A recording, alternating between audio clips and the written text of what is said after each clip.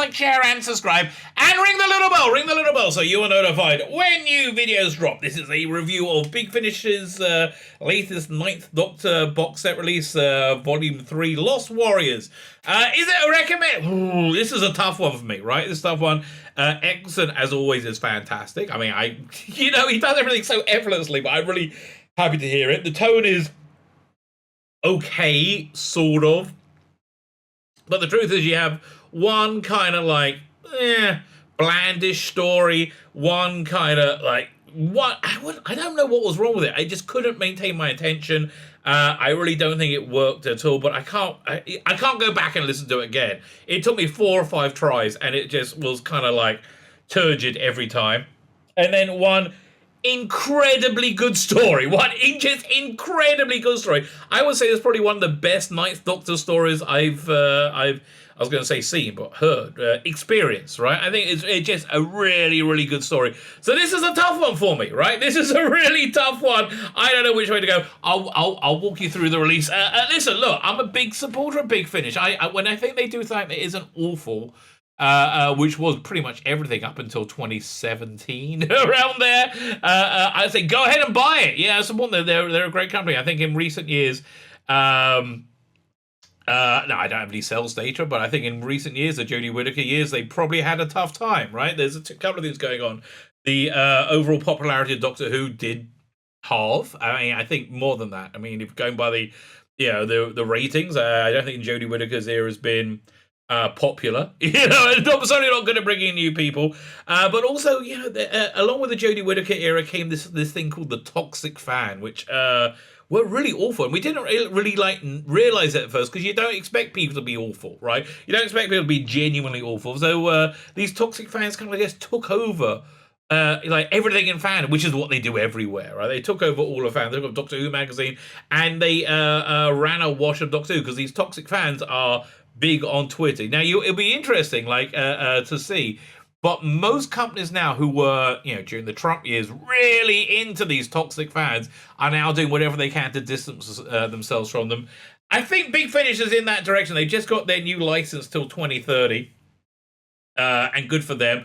I do think that's definitely tied into the Russell D. Davies universe. That is going to be, which I think is going to be a shared universe, which is a good thing. But I've noticed in the past few months a real effort to appeal to more traditional fans and move away from the things I think that probably hurt them financially.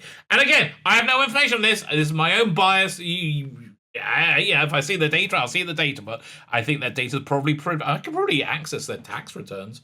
But even so, it's I mean, that's public record, isn't it? But even so, I my feeling is they're doing whatever they can to turn things around, which I think this box set kind of illustrates. Fine. Before we get into it, can you hit the like button, the subscribe button, and the like button, subscribe, and the share button? I knew I missed one out. Like, share, subscribe. All those things are fantastic. Comment, let me know what you have to say. I've got about 100 comments to answer today. I've got a lot of comments to go through. I will endeavour to reply to all of it. If you take the time to comment, I will take the time to answer. Fine, so let's have a look at this new box set. Firstly, great cover. I absolutely love this cover. I love this design of the Cyberman. I just wish they would do a few more, like a photo shoot with Eccleston. So the arching theme of this box set is Lost Warriors. Honestly, the best one, and the only one I could really wholeheartedly recommend would be the first one in terms of the story. Like, does it have a good story that engages you in that? Because it was a 3-part story. It had a bit of breadth to it. It really worked. The second one, I don't really remember that much. that thing. And this one is kind of like the second one, apart from, as I said, the really, really good story. Which is a Sidemen one. Good news. Okay? Which is that's the good news. Fine, so let's read the blurbs. 3 brand new adventures featuring Chris Eccleston as the Ninth Doctor. The Doctor meets many strangers in his travels. Some are destined to end up friends, while others are always going to become his enemies, and some were once warriors with reasons of their own remain hidden from the universe. So the first story by James Cairn. Now, James Cairn was one of the new batch of writers, and here's where I think what happened. The latest batch of writers have have been reasonably weak.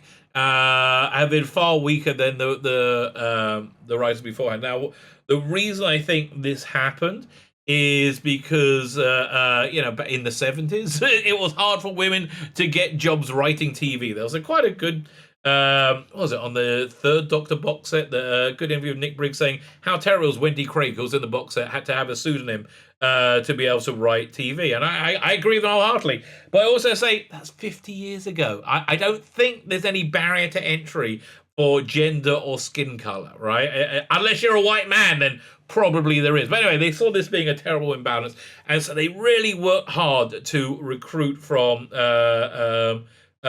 women, primarily women. And what I think what happened is they're recruiting from a smaller subset of their entire pool, say like 20-30% of their audience, and I think I'm probably being generous at that. And when you do that, the quality of everything goes down, right? Because you got to be able to let bad things go through. Otherwise, you just don't have enough product. So I just think the quality on training and bringing in new writers hasn't been there for the last few years. Well, as I said, there's a real push to turn things around. I hope they do, and I think they just got to hold out till next year when Russell D Davies comes back, and I think they'll be fine. Fine, so first story is the hunting season. Dewberry Hall is under siege as aliens maraud through the estate. It's a frightful business as Lord Hawthorne battles the Fleshkin. The Doctor finds new friends below stairs. Can he convince the household to unite and save itself? Boy, I wish that was as good as that logline, which sounds quite good. It wasn't terrible with some pretty darn good ideas about it in it to do with a relative culture, right?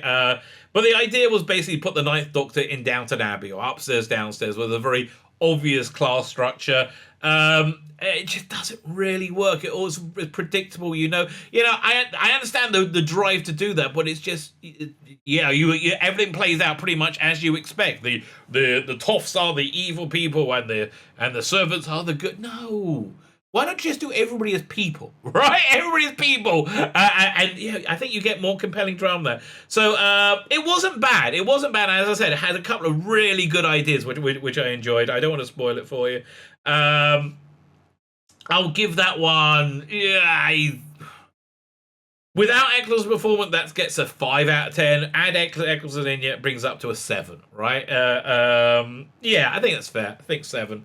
The Curse of Lady Macbeth by Lizzie Hopeley, who I'm sort of calling Lizzie Hopeless. She's a diversity hire. She was hired because she's a girl.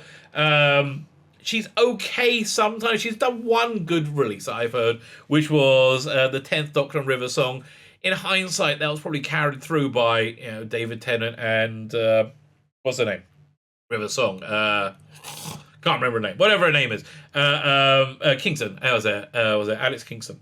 Their performance was good. That was quite a good story. I found this so unengaging. So incredibly unengaging. The TARDIS is drawn to Scotland again, to the troubled kingdom of Moray and Queen Gruach, or as the Doctor knows her better, Lady Macbeth.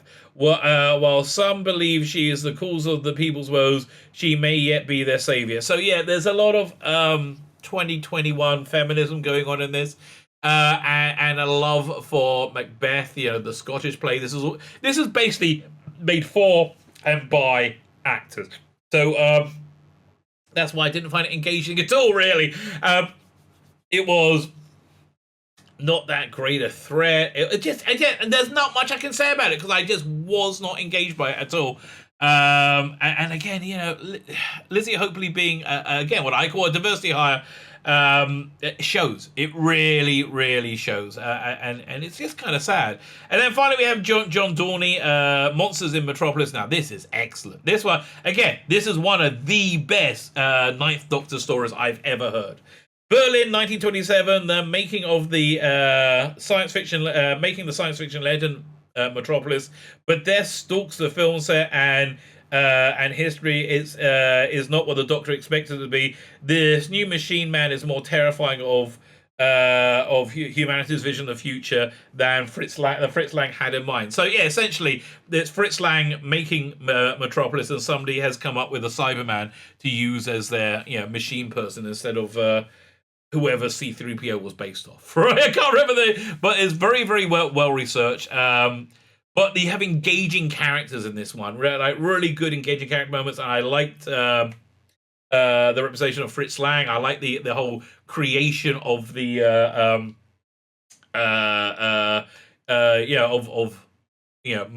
Metropolis. That's the word. I knew I had the word in there somewhere.